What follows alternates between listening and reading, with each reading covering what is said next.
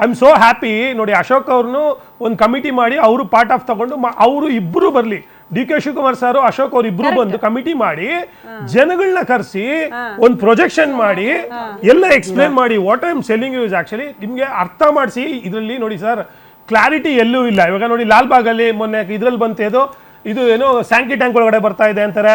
ಮರ ಕಡಿ ಇವಾಗ ಹೈಕೋರ್ಟಲ್ಲೂ ಇವ್ರು ಸಬ್ಮಿಟ್ ಮಾಡಿದ್ದಾರೆ, ನಾವು ಒಂದು ಮರ ಕಡಿತಾ. ಬಟ್ ಆ ಮಾರ್ಕಿಂಗ್ ಅಲ್ಲಿ ನಾನೇನು ಹೋಗಿ ನೋಡಿದ್ದೀನಿ, ಅಲ್ಲಿ ಮರಗಳಿದೆ. ಅಲ್ಲಿ ನೀವು ಓಪನಿಂಗ್ ಬೇಕಾದ್ರೆ ಮರ ಹೆಂಗ್ ಹೋಗಲ್ಲ. See please try to understand. We are requesting the clarification.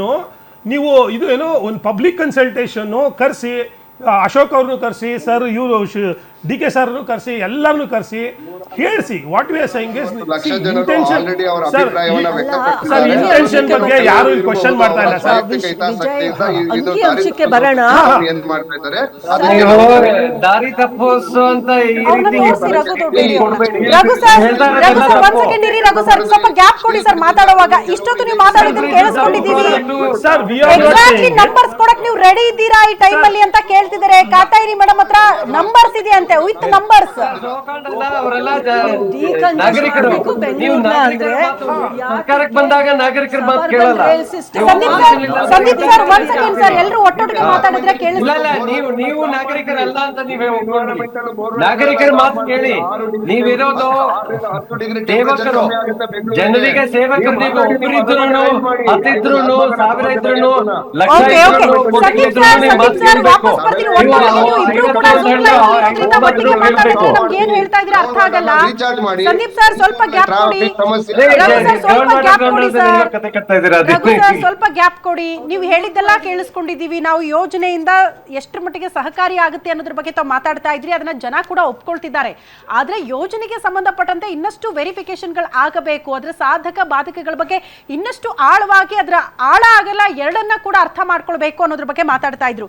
ಕಾತಾಯಿನಿ madam ನೇರವಾಗಿ ಪ್ರಶ್ನೆ ಕೇಳಿ, ವಿತ್ ನಂಬರ್ಸ್ ನೀವು ಕೇಳ್ತೀನಿ ಅಂದ್ರೆ ಆ ನಂಬರ್ಸ್ ನ ಎಕ್ಸ್ಪ್ಲೇನ್ ಮಾಡಿ ಮೇಡಮ್. ನೋಡಿ, ಇವಾಗ ಸಬರ್ಬನ್ ರೈಲ್ ಸಿಸ್ಟಮ್ನು ಬಂದ್ರೆ ರಿಯಲಿ ಡಿಕಂಜೆಸ್ಟ್ ಆಗುತ್ತೆ ಬೆಂಗಳೂರು. ಬಟ್ ಅದನ್ನ ಬದಿಗಿಟ್ಟು ಈ ತರ ಟನಲ್ ರೋಡ್ಗಳನ್ನ 1,00,000 ಜನಕ್ಕೆ ಹೆಲ್ಪ್ ಆಗೋ ಹಾಗೆ ನಾನು ಕೊಡ್ತೀನಿ. ಇವಾಗ 15,000 ಕೋಟಿ ಖರ್ಚು ಮಾಡಿದ್ರೆ 148 ಕಿಲೋಮೀಟರ್ ರೈಲ್ ನಾವು ಸಾಧಿಸ್ಬೋದು. ಹಾ, ಅದರಲ್ಲಿ ಗಂಟೆಗೆ 89,000 ಜನ ಹೋಗ್ತಾರೆ ಗಂಟೆಗೆ. ಈ ಟನಲ್ ರೋಡ್ ನಲ್ಲಿ ಎಷ್ಟು ಜನ ಹೋಗ್ತಾರೆ? ಪ್ರೊಫೆಸರ್ ಆಶೀಶ್ ವರ್ಮಾ ಅವ್ರು ಹೇಳಿದ್ದಾರೆ 1,700 ಜನಕ್ಕಿಂತ ಹೆಚ್ಚಿಗೆ ಗಂಟೆನಲ್ಲಿ ಹೋಗೋಕ್ ಸಾಧ್ಯ ಇಲ್ಲ. ಸೊ 1,700 ಜನನ್ನ ನೀವು ಟ್ರಾವೆಲ್ ಮಾಡಕ್ಕೆ 40,000 ಕೋಟಿ ಖರ್ಚು ಮಾಡ್ತಾ ಇದ್ದೀರಾ. ಬಟ್ ಸಬರ್ಬನ್ ರೈಲು ಯಾವುದ್ರಲ್ಲಿ ಗಂಟೆಗೆ 69,000 ಜನ 89,000 ಜನ ಹೋಗೋಕ್ಕಾಗುತ್ತೆ, ಅದನ್ನ ಬದಿಗಿಟ್ಟಿದ್ದೀರಾ. ಅದಕ್ಕೆ ಲ್ಯಾಂಡ್ ಎನ್ಕ್ರೋಚ್ಮೆಂಟ್ ಆಗಿರೋ ಲ್ಯಾಂಡೇ ಕೊಡ್ತಾ ಇಲ್ಲ. L&T ಕಂಪನಿ ಅದನ್ನ ಬಿಟ್ಟು ಹೋಗ್ಬಿಟ್ರು. ನಿಮಗೆ ಸರಿಯಾಗಿ ನಮಗೆ ಲ್ಯಾಂಡ್ ಕೊಟ್ಟಿಲ್ಲ ಅಲ್ಲಿ ಟ್ರ್ಯಾಕ್ ಹಾಕೋಕೆ ಅಂತ. ಸೊ ಯಾಕೆ ಸಬರ್ಬನ್ ರೈಲ್ಗೆ ಒತ್ತು ಕೊಟ್ಟಿಲ್ಲ?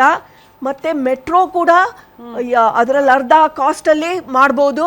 ಅದೇ ಸ್ಟ್ರೆಚಲ್ಲಿ ಮೆಟ್ರೋ ಇದೆ. ನೀವು ಅದೇ ಸ್ಟ್ರೆಚಲ್ಲಿ ಟನಲ್ ಹಾಕೊಂಡು ಕೂತ್ಕೋತೀವಿ ಅಂತಂದ್ರೆ ಮೆಟ್ರೋದು ವಯಬಿಲಿಟಿ ಕಡಿಮೆ ಆಗುತ್ತೆ. ಸೊ ಮೆಟ್ರೋ ವಯಬಿಲಿಟಿ ಕಡಿಮೆ ಆದರೆ ಸೆಂಟ್ರಲ್ ಗೌರ್ಮೆಂಟ್ ಅದಕ್ಕೆ ಫಂಡ್ ಕೊಡೋದಿಲ್ಲ. ಸೊ ಅವಾಗ ನಮ್ಮ ತೆರಿಗೆ ಹಣದಿಂದ ಅದನ್ನು ಭರಿಸ್ಬೇಕಾಗುತ್ತೆ. ಸೊ ಈ ಲಾಜಿಕ್ ಎಲ್ಲಿದೆ? ಇದಕ್ಕೆ ಒಂದು ಎಕನಾಮಿಕ್ ವಯಬಿಲಿಟಿ ಸ್ಟಡಿ ಮಾಡಿದಾರ? ಒಂದಾನ ಸ್ಟಡಿ ಇಲ್ಲ DPR ನಲ್ಲಿ. ನೇರ ಪ್ರಶ್ನೆ ಏನಂದ್ರೆ ಸುರಂಗ ರಸ್ತೆಗಿಂತಲೂ ಕೂಡ ಪರ್ಯಾಯವಾಗಿ ಬೇರೆ ಬೇರೆ ದಾರಿಗಳಿದೆ, ಅದನ್ನ ಫೈಂಡ್ ಔಟ್ ಮಾಡಬಹುದು. ಬಸ್ಸು 16 ವರ್ಷದಿಂದ ಬರೀ 6,000-7,000 ಬಸ್ ಇದೆ. ಎಲ್ಲ ಸಿಂಗಪುರ್ದು ಎಕ್ಸಾಂಪಲ್ ತಗೊಂಡ್ರೆ ಅಲ್ಲಿ ಪಾಪ್ಯುಲೇಷನ್ ತಕ್ಕಂಗೆ 3 ಜನಕ್ಕೆ 1 ವೆಹಿಕಲ್ ಇದೆ. ಅದರಿಂದ ನಾವು ಡಿಕಂಜೆಸ್ಟ್ ಮಾಡ್ಬೋದೇ ಹೊರತು ಬರೀ ಎಲೀಟ್ ಪೀಪಲ್ಗೆ ಇಷ್ಟು ಟನಲ್ ರೋಡ್ ಮಾಡಿ ಸಾಲ್ವ್ ಮಾಡಕ್ ಆಗಲ್ಲ. ಒಂದೇ ಒಂದು ಪಾಯಿಂಟ್